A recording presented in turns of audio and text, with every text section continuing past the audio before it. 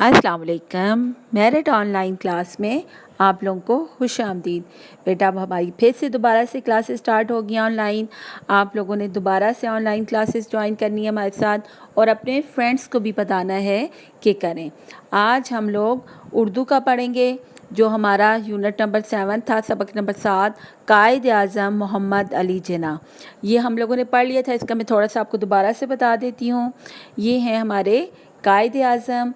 कायद आज़म जो हैं वो कब पैदा हुए, कहाँ से उन्होंने तालीम हासिल की और क्या किया, ये आज हम इस बारे में पढ़ेंगे। तो सबसे पहले सबको पता है कि कायद आज़म कौन है। कायद आज़म बानी पाकिस्तान है। बानी पाकिस्तान का मतलब होता है पाकिस्तान को बनाने वाले। आज जो हम लोग एक आज़ाद मुल्क में रह रहे हैं तो वो किसकी वजह से रह रहे हैं? कायद आज़म की मेहनत और कोशिश की वजह से। तो कायद आज़म 25 दिसंबर 1876 ईस्वी को कराची में पैदा हुए।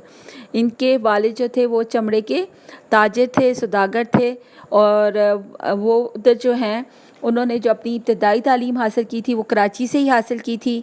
तो इसके बाद एक दफ़ा वो वहाँ पे गए अपने, जब वो थोड़े बड़े हुए तो वो अपने बाबा के साथ, अपने वालिद के साथ अदालत में गए किसी काम के सिलसिले में। तो वहाँ पे उन्होंने वकीलों को स्याह लबादे में देखा, ब्लैक ड्रेस में देखा। वो बहुत अच्छा होने लगा और उन्हें वकील बनने का शौक़ हुआ।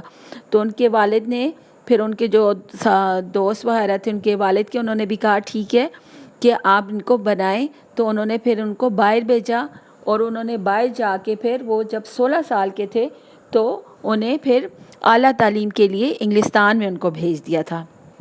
उस वक्त कायद आज़म की उम्र सिर्फ 16 साल थी।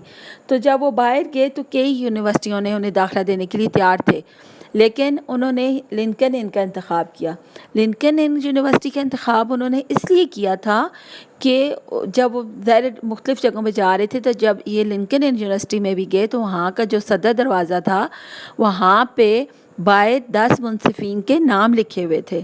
मुंसिफ़ का मतलब होता है इंसाफ़ करने वाला, मुंसिफ़ीन उसकी जमा है। तो उसमें दुनिया के सबसे बड़े 10 मुंसिफ़ीन के नाम लिखे हुए थे। तो उसमें जो सबसे पहला नाम था वो हज़रत मोहम्मद सल्लल्लाहु अलैहि वसल्लम का था। तो यानी उन्हें शुरू से इस्लाम से लगाव था, तो फिर उन्होंने इस यूनिवर्सिटी का इंतखाब किया था। शुरू में वो जाके जो वहाँ का माहौल था, एकदम से वो वहाँ पे जाके सेट नहीं हो रहे थे, क्योंकि एक तो मौसम चेंज था और दूसरा वहाँ पे देखें बिल्कुल टोटली दूसरे लोग थे, दूसरी जगह थी, रहन सहन हर चीज़ जो होती है वो और होती है। लेकिन आहिस्ता आहिस्ता वो इस चीज़ के फिर आदी हो गए थे। तो वहाँ पे भी फिर जब वो दोबारा वापस आए, अपने इधर हिंदुस्तान में वापस आए, तो वहाँ पे इन्होंने आके देखा कि हिंदुओं और मुसलमान जो थे वो इकट्ठे रह रहे थे और उनके जो हालात थे वो बहुत ज़्यादा ख़राब थे। तो उन्होंने एक ऐसा मुतालबा पेश किया, उन्होंने कहा कि हिंदुओं को अलग और मुसलमानों को अलग वतन दिया जाए ताकि वो आज़ाद ज़िंदगी गुजार सकें। क्योंकि हम मुसलमान हैं, हम एक अल्लाह की बात करते हैं, हिंदू जो हैं वो काफिर हैं, उनका और तौर तरीका है। तो उन्होंने कहा कि एक अलग वतन का मुतालबा किया और उनकी इसको, और एक ये भी था कि वो जो अंग्रेज़ अफसर थे, ज़ाहिर यहाँ पे अंग्रेज़ हुक्मरान थे हिंदुस्तान पे, तो सब लोग उनकी बड़ी खुशामद किया करते थे, हिंदू भी और लोग भी। लेकिन कायद आज़म ने कभी उनकी खुशामद नहीं की, उन्होंने उनकी खुशामद नहीं की।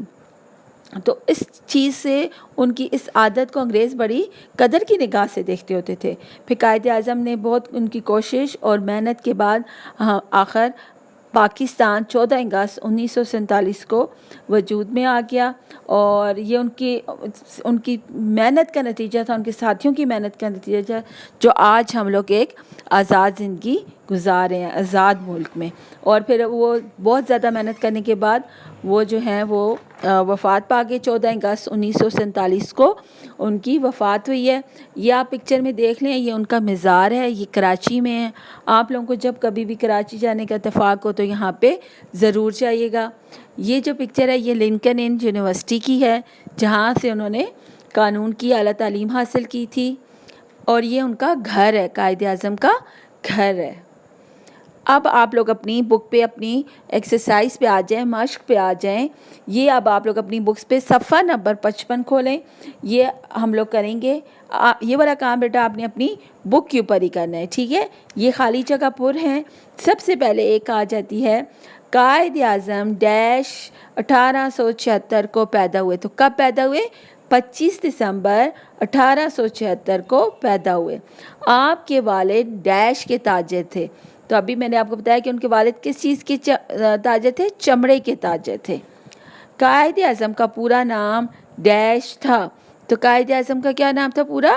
कायद आज़म का पूरा नाम मोहम्मद अली जिन्ना था। आपने डैश से मैट्रिक का इम्तहान पास किया। सिंध मदरसातुल इस्लाम हाई स्कूल से उन्होंने मैट्रिक की थी। आपने डैश से कानून की आला तालीम हासिल की। तो अभी हमने पढ़ा था ना कि उनको आला तालीम के लिए कहाँ पे भेजा गया था? इंग्लिस्तान में। इंग्लिस्तान से जाकर उन्होंने कानून की तालीम हासिल की थी।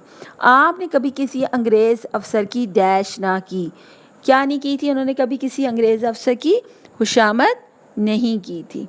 अब नीचे वाला आप आ जाएँ, दुरुस्त जवाब चुनें। अब ये 3 आपके पास आगे ऑप्शंस दिए गए हैं, इसमें से जो सही वाला है वो आपने लिखना है।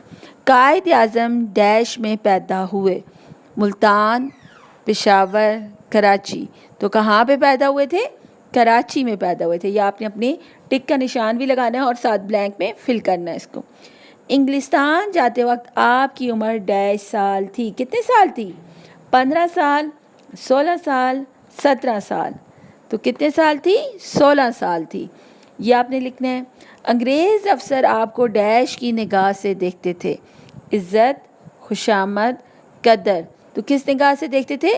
कदर की निगाह से देखते थे। हम लोग हैं कि खुशामद ना करने की वजह से वो उनको इज़्ज़त की निगाह से देखते थे, कदर की निगाह से देखते थे। तो क्या यहाँ पे आएगा? कदर। आपने डैश यूनिवर्सिटी का इंतखाब किया। ऑक्सफोर्ड, लिंकन इन, हार्वर्ड। तो किसका इंतखाब किया था उन्होंने? लिंकन इन का। लिंकन इन का इंतखाब उन्होंने क्यों किया था? क्योंकि उस यूनिवर्सिटी के सदर दरवाजे पर लिखे हुए 10 बड़े मुंसिफीन में सबसे पहला नाम हज़रत मोहम्मद सल्लल्लाहु अलैहि वसल्लम का था। लिंकन इन में ये आ गया इधर आपका, सॉरी यही वाला आ जाएगा। लिंकन इन में दुनिया के 10 बड़े डैश के नाम लिखे हुए थे। अभी मैंने आपको बताया ना कि यूनिवर्सिटी का क्यों इंतखाब किया था कि मुंसिफीन के। तो क्या आ जाएगा? मुंसिफीन। यहाँ पे ऑप्शन में क्या है? हुक्मरान, साइंसदान, मुंसिफीन। तो क्या आएगा हमारा सही? मुंसिफीन। कायद आज़म और उनके डैश ने पाकिस्तान बनाने के लिए जद्दोजहद की। दोस्तों, भाइयों, साथियों। तो किसने उनके साथ मेहनत की थी? किसकी कोशिश की वजह से? उनके साथियों की वजह से। क्योंकि ये किसी एक का काम तो नहीं होता, ये जब सब बहुत ज़्यादा लोग मिलकर करते हैं तो तब ये काम होता है। तो आप लोगों ने बेटा ये अपना काम बुक के ऊपर करना है और इसकी दोबारा से अच्छी सी रीडिंग करनी है। बाकी हमारा ये काम एक्सरसाइज बुक नोटबुक पे हुई है, लेकिन आप इसको अच्छे से याद करना है, अच्छी सी इसकी रीडिंग करनी है। इसी से फिर मैं आपका टेस्ट लूँगी, ठीक है? असेसमेंट इसी की आएगी। अपना बहुत बहुत ख्याल रखिएगा। अल्लाह हाफिज़।